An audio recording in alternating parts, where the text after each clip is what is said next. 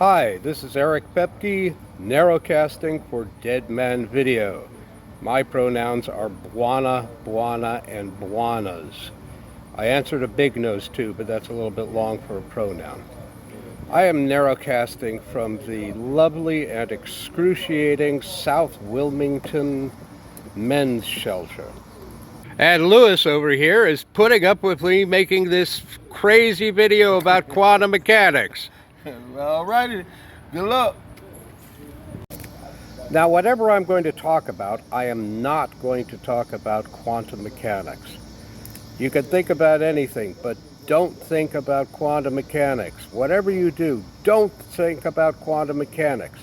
Well, are you thinking about quantum mechanics or not? Yes or no?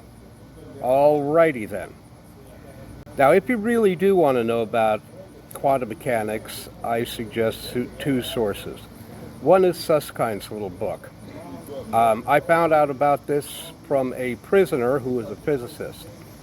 If you've ever tried to learn quantum mechanics, you probably have seen all that electron in a box stuff, which is kind of silly because what's the box made out of? But he goes first with a single spin system. And he describes the brackets and the bras and kets that make them up. Now, this has unfortunately led many to believe that if they choose a career in physics, they'll never get laid again. In fact, Albert Einstein and Richard Feynman did rather well, which leads to the second thing you might do.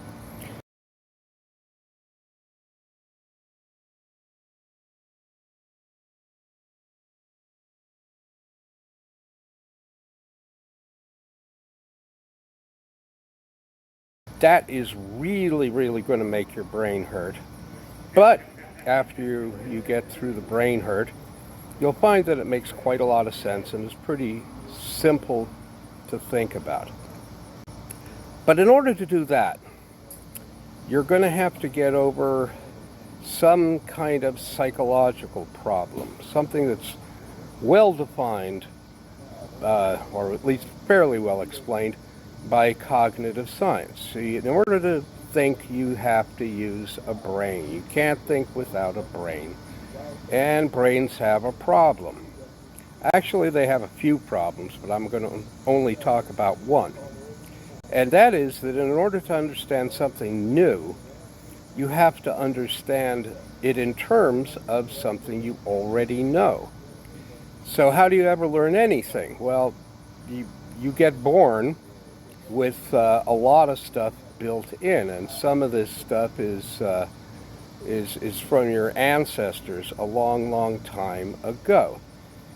It's hard to talk about this stuff because every word in every language is what cognitive scientists call metaphorical thought, but it's ultimately based on something you already know. That even applies to really simple words like and the. Is metaphorical for which even dogs understand. And the, like there and they and even daddy, are metaphors for baby noises. And the baby noise is associated with pointing. Cognitive linguists like to call that the deictic locative, which confuses a lot of people. And maybe that's good. So brains understand, or at least start to understand, quantum mechanics, and in fact all motion and all physics, in terms of structures that are in the brain. And these structures answer questions like, what side of the tree, is left or right, is that nice, yummy, fleeing animal going to go to one side of? And they're there because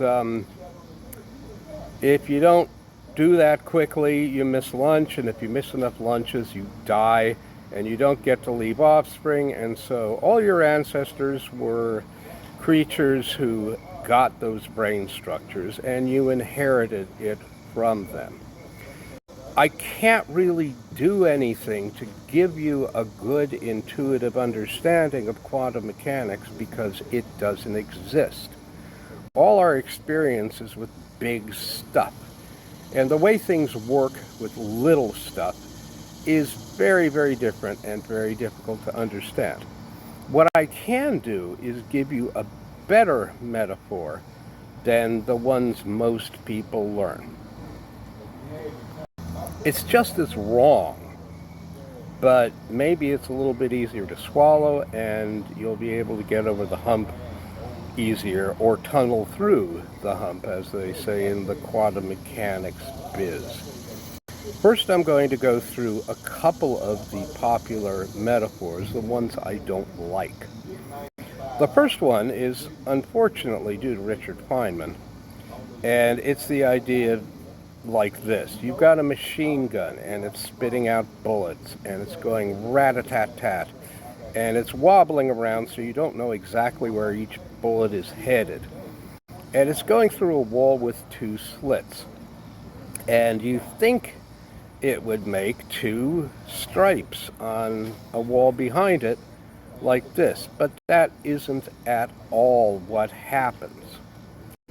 Now, your brain can also understand, in fact it's the same structures, just configured a little bit differently, something called waves. And if you do the calculations with what you think you understand about waves, that behavior becomes completely understandable. But then you turn down the machine gun until the bullets are only going through one at a time with a couple of seconds delay, and you still get the same patterns. And then you look at very closely, you shine a little light on where they're going through the slit, and now you can see them going through one of two slits, but the pattern magically disappears. That's very hard to understand. And as Feynman said, if you think you understand quantum mechanics, then you don't understand quantum mechanics. And so people try to combine their understanding with stuff like what I'll call, because I don't like to say the words, because I don't like to reinforce them, PW duality. Like, okay, electrons or photons, they're P's on Sunday, Tuesday, and Thursday, and they're W's on Monday, Wednesday, and Friday. And you'd better not look on Saturday because bad things will happen if you do. Feynman accurately points out that this really isn't a thing, as even some otherwise sane people say it is.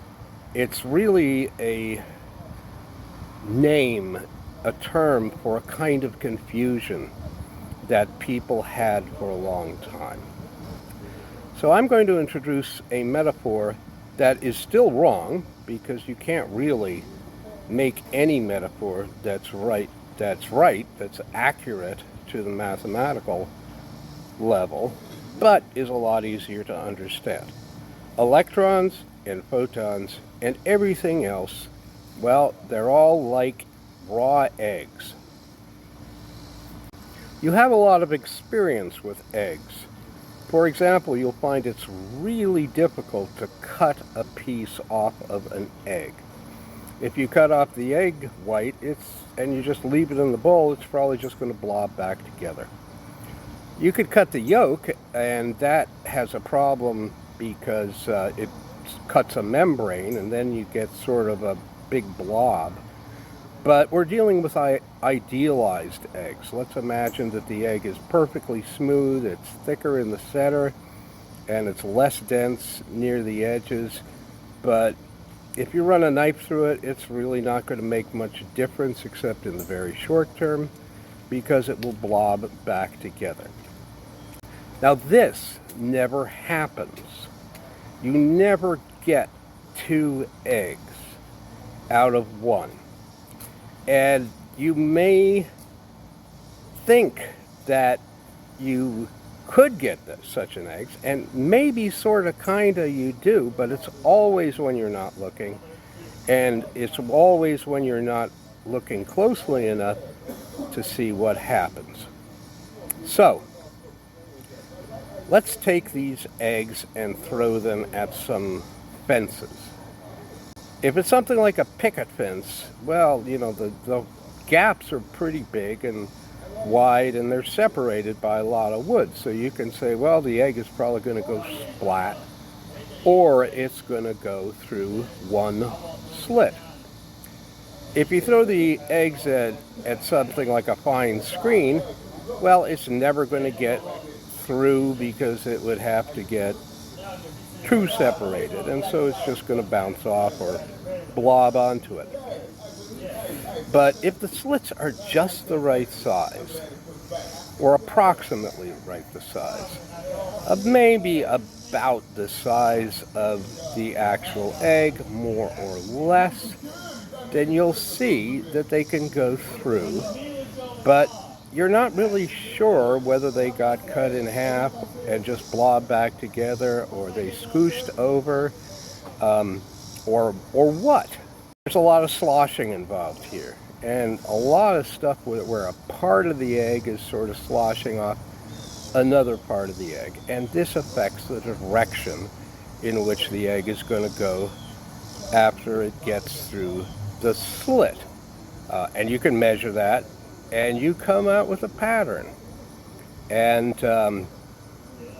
this not quantitatively, but qualitatively, I'm making a metaphor to how the electron is affected when it goes through one or two slits that are very close. And even though you don't get the same answers, you could sort of understand how a situation like this could result in one egg going off in a direction that you don't really expect from a simple analysis of the problem.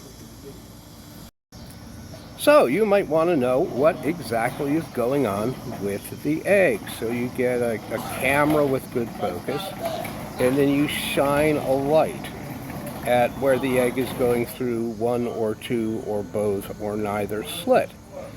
But in order to do that, you have to fire energy at the egg, and that's light or heat, and this scrambles the egg, and it makes it all hard. And all of a sudden you can see which slit the hard scrambled egg goes through. Oh, you could boil it too, that'd work. And all of a sudden, when you look downstream, it behaves exactly as you thought it would in the first place. Does not actually explain how the egg gets unscrambled so you can use it again, because otherwise you'll run out of eggs or electrons and we wouldn't have a universe. But you may be surprised to know that none of the quantum interpretations help at that either. Some interpretations have this thing called a wave function collapse, but people don't talk about wave function uncollapses. Still, they have to happen. And then you have weirdos like me, decoherence types, who say, okay, well, maybe you can't really tell if the cat's alive or dead. Maybe it's always superimposed, and what's happened is that your brain has become entangled with that state, and you think it's one way or another, but all you really know is that you and the cat agree.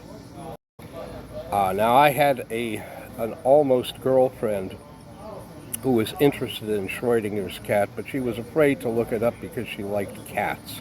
I had to assure her that no actual cats were harmed in the experiment, and she took my word for it. Now, if you don't like eggs, maybe you could think of a swarm of bees, or a flock of birds, or a school of fish, and think of an electron or a photon as something like that. And you can think of maybe, like in the case of photons becoming beams of light, you could think of several schools of fish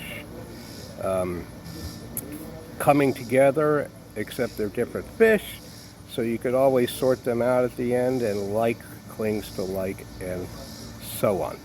It doesn't really matter.